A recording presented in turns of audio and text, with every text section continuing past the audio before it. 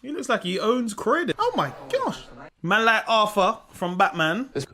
Dzień dobry, assalamu alaikum, ciao, konnichiwa, privet. Good morning, good morning, good morning, ciao. How are you? I hope you're well. This is Ken at 10, broadcasting to you live from our offices, James Alexander Estate Agents in Norbury, Southwest 16, which is a fantastic Zone 3 commuter area, which you should consider if you're a first-time buyer or an investor. How are you? I hope you're well.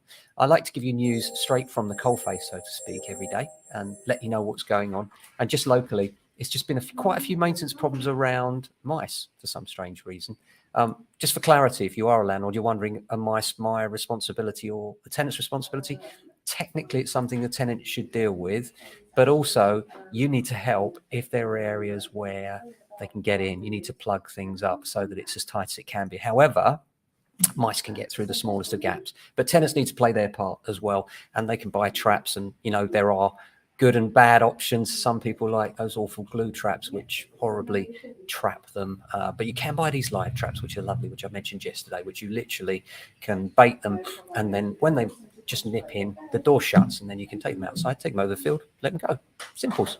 So how are you? Hope you're well. And today I'm going to tell you how to increase your house price by 36% by the colour of your front door. See if you can guess what colour the front door has got to be to increase your house price. It's an article in the Express today. I just thought I've got to tell you this, and I wonder whether you'll get it right. So comments below, please, if you're wondering what colour your front door should be to get the maximum asking price. Answers not on a postcard, but just comment below this video. I'd love to see what you have to say on that. Apart from that, the weather here in SW16 is kind of grey and overcast, but it's kind of, that's drizzle.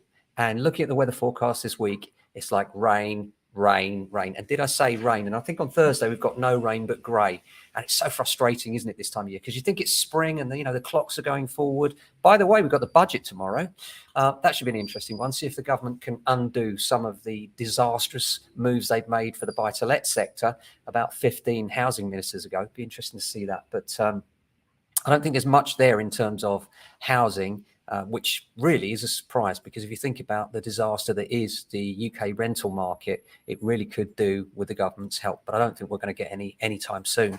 In terms of the rest of the budget, there is good news if you're looking at pension savings. I had this ridiculous thing where a lot of people, professional people like GPs and consultants particularly, and high earners had to retire early because their pension limit had been reached and they get taxed after that.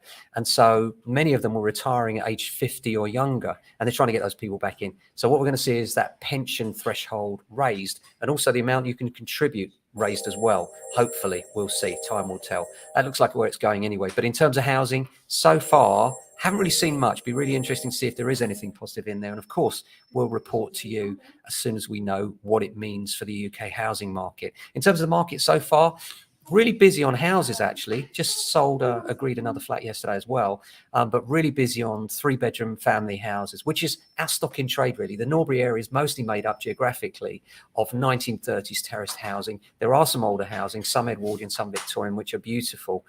Fewer and farther between, though, here in Norbury, because we were mostly built in the 1930s. Apart from that front door colour, what do you think? Any answers yet? Anyone answered the front door colour? See if you can guess. Okay, well, this is a survey conducted by a window and door retailer, Safe Style. But of course, they'd say that you can get much more money if you change the colour of your front door, to be fair. But you could still get your paintbrush out and do this anyway. The answer is red. A red front door can increase the property price by approximately 36%.